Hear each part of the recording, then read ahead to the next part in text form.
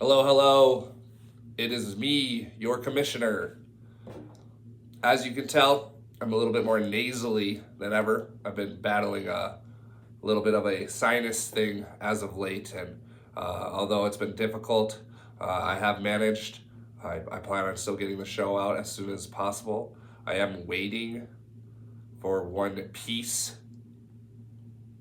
of video, but hopefully we get this out fairly soon.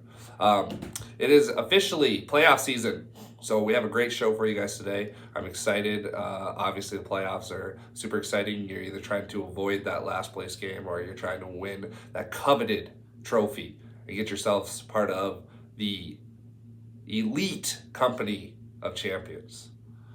So we got lots to get to. I'm excited to talk to you guys, and let's do it. We will start with the loser side of the bracket. Although Colton might own me in the regular season, that is not the case come postseason, as a crushing defeat has put him in the toilet bowl yet again, but this time for an actual punishment. My team will probably go off for the next 3 weeks, scoring 140 or above, just taunting me with the potential that I had but never seemed to play well when it mattered most. On the other side, despite the many jokes at his expense, Ike has proven the last place team that struggles the majority of the year rarely ends up taking last, and put a beat down on Cody's team, and the people got what they want. That creamy, white, virgin skin has the chance to be marked and stained forever. Cody, after winning the league his first year, has been in the toilet bowl in back-to-back years. Yikes, that's almost chance levels. Now to the boring side. Frank has been loving all the Josh Allen magic lately and used Mr. Brightside himself to take down Sky, unfortunately ending his good karma and having him wait another year to one day sit at that champions table. His team will be saying, "Let's hit the showers, boys. There's always next year, yet again." Well, year 15, man. That's your year, I can tell.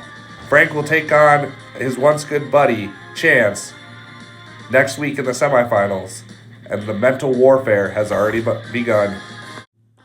In our closest matchup of the week, Josh took down the champ, and it looks like the trophy is coming home.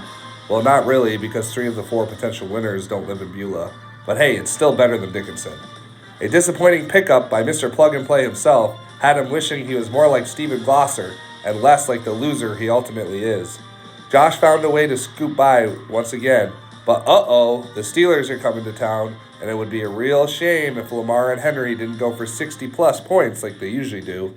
Denver got a much-needed week off, and after 2 disappointing scoring weeks in a row, we'll see if the number 1 bye curse stays true, or if Denver can make his way to the finals to capture that once illustrious championship he had.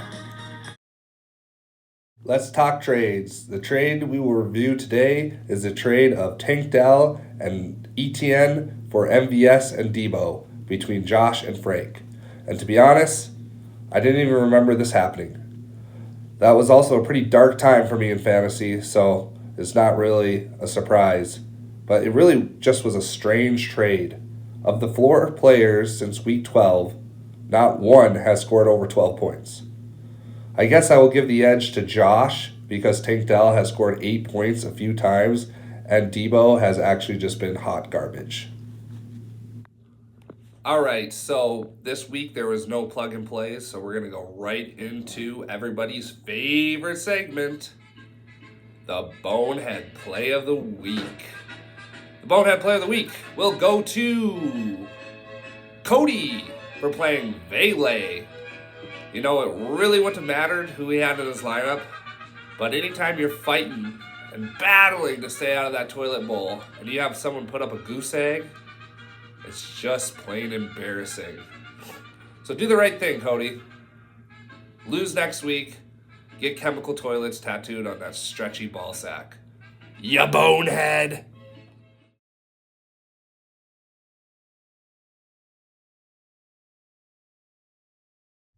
Hey, Chemical Toilets, this is your 2023 league champion and owner slash GM of Jeremy's cool team.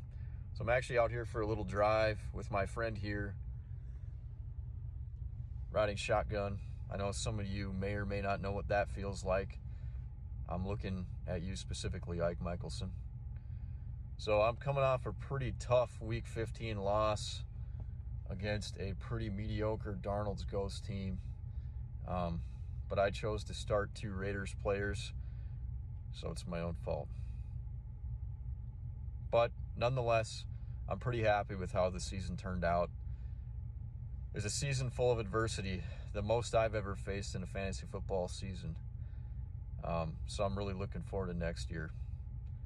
Best of luck to those still left in the playoff bracket, competing for that number 1 spot.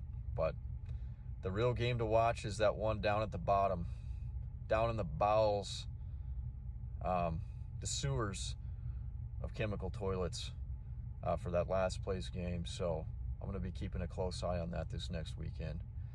So best of luck. It looks like the trophy, unfortunately, is going to be going somewhere else this year, but I'm going to be back stronger than ever, and I'm looking forward to next year. I need some rest in the off season.